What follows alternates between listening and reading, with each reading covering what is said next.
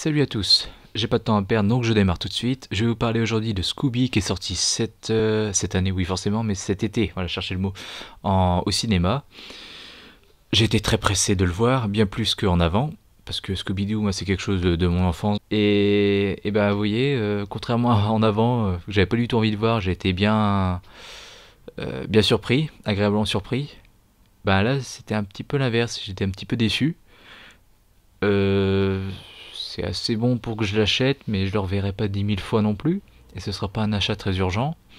Et ce sera surtout si j'ai des gosses ou pas. Enfin, je pense à plus tard aussi. Et mais ouais. Alors ça vaut pas une place de ciné. Bon, de toute façon il y est plus là, j'ai envie de dire. Je sais pas non plus s'il est sorti en Blu-ray. Je l'ai pas vu en physique, mais je l'ai vu sur Amazon, je crois, en disponible. Et ouais.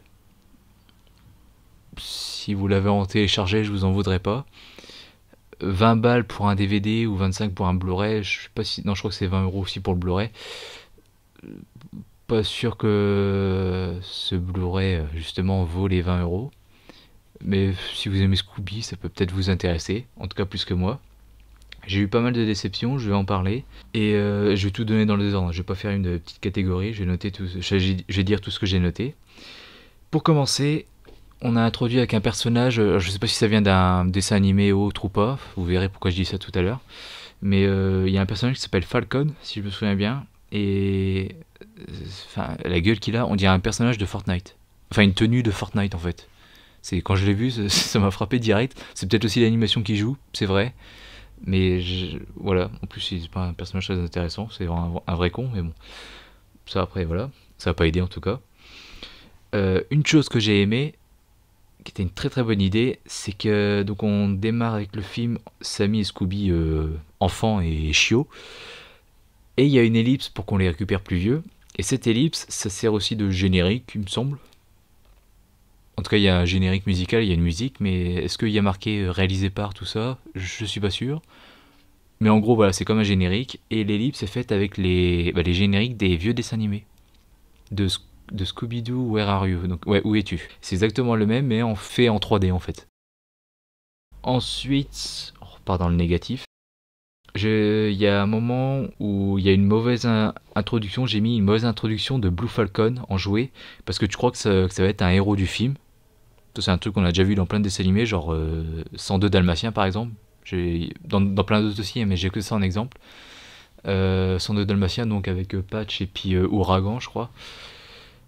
Ou pareil, tu le vois à la télé, et puis bah, finalement ça va être un des héros du film. Donc là, on peut penser que c'est la même chose, en fait, pas du tout. Donc je me rappelle plus trop pourquoi j'ai mis ça, parce que ça remonte à juillet. Mais il me semble que c'est ça, ouais. C'est en gros, c'est juste un jouet, mais tu t'attends à ce que ça va être le héros du film, vu qu'on te le présente, et qu'il a l'air important aussi pour les héros, mais finalement. Ensuite, j'ai repéré un tout petit faux raccord, c'est que. Donc en fait, les méchants de ce film, j'avais totalement oublié, mais en fait, c'est des méchants d'un vieux dessin animé. Parce que c'est vrai que Warner a plein de licences. C'est Warner qui possède Scooby-Doo. Et eux, c'est vrai qu'ils s'emmerdent pas à faire des petites collaborations, enfin un crossover si vous voulez, entre dessins animés. Je me souviens notamment que j'étais petit, il y avait un crossover Scooby-Doo et Batman. Pourquoi pas. Et ils en ont fait plein d'autres, mais là en gros du coup bah, le méchant de ce film c'est Speed Racer, non? Je sais plus. Enfin un méchant moustachu avec un petit chien, je sais plus c'est quoi ce dessin animé là. Ma sœur a tilté, pas moi, parce que je regardais pas vraiment ça. J'avais même complètement gommé de ma tête, mais du coup ça m'est revenu comme ça. Et du coup, donc le chien s'appelle Diabolo. Il a une gamelle, et parfois c'est marqué Diabolo, et parfois c'est marqué son nom en anglais, en VO, Muttley. Petite couille de la VF. Ils ont oublié, parce que parfois pour les dessins animés ils le font, pour la version cinéma, parce que je m'attends à ce que le Blu-ray ce soit que Muttley. Je sais pas pourquoi ça non plus, il change, enfin bon, bref. Et enfin, une des raisons pour lesquelles j'aime pas tant que ça ce film, pas plus que ça en tout cas, c'est qu'au bout d'un moment le rythme en pâtit et à partir du moment où ils sont dans le vaisseau, pour ceux qui ont vu le film, après la fête foraine, on a vraiment l'impression qu'ils foutent rien. Je veux dire, c'est lent, ils ne font rien, clairement. Et du coup, tu te demandes limite, mais pourquoi Scooby est en super-héros quoi? Parce qu'avant, c'est ça, il lui offre un petit costume de super-héros pour qu'il soit dans l'équipe, mais il branle rien. Donc voilà les super-héros quoi. Et d'ailleurs, ce côté... parce que finalement, les seuls personnages principaux du film, c'est vraiment Scooby et Sammy. Les trois autres sont limite figurants. Ils servent un petit peu pour la fin, mais vraiment au milieu... au début.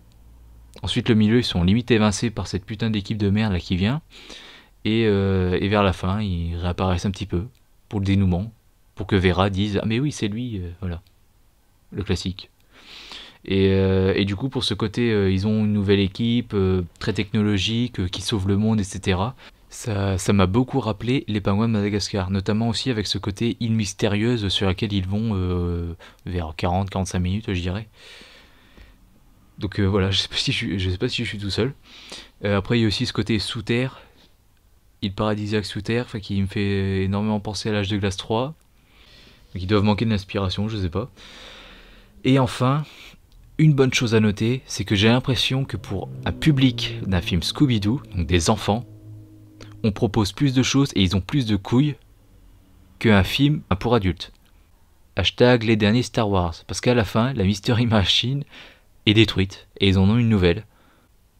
Donc c'est pas grand chose, mais rien que ça, même Star Wars le fait pas. Donc moi je dis chapeau et j'ai été vraiment surpris. Parce que c'est quand même une Mystery Machine. Donc je sais pas, au moins le Faucon Millenium, putain, pourquoi même lui... Enfin bon bref.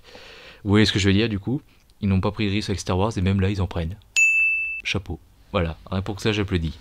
Donc voilà, donc si ça vous intéresse, voyez-le, mais vous pouvez rester aussi avec les deux films des 2000, enfin je sais pas. Faites comme vous voulez, si ça vous intéresse, regardez-le, sinon, pas vraiment d'intérêt. Ne vous forcez pas en tout cas, voilà. Vous pourriez le regretter. Même si je pense que du coup il doit faire 1h20 à 25, c'est pas très long. Puis bon, c'est toujours Sammy Scooby, donc on est toujours content de les voir normalement. Donc voilà, donc si ça vous dit, regardez-le, mais vous n'êtes pas obligé. Voilà, n'hésitez pas à me dire votre avis dans les commentaires, surtout si vous n'êtes pas d'accord. Et moi je vous dis à très bientôt pour une prochaine critique sur Critizone 4. Salut à tous.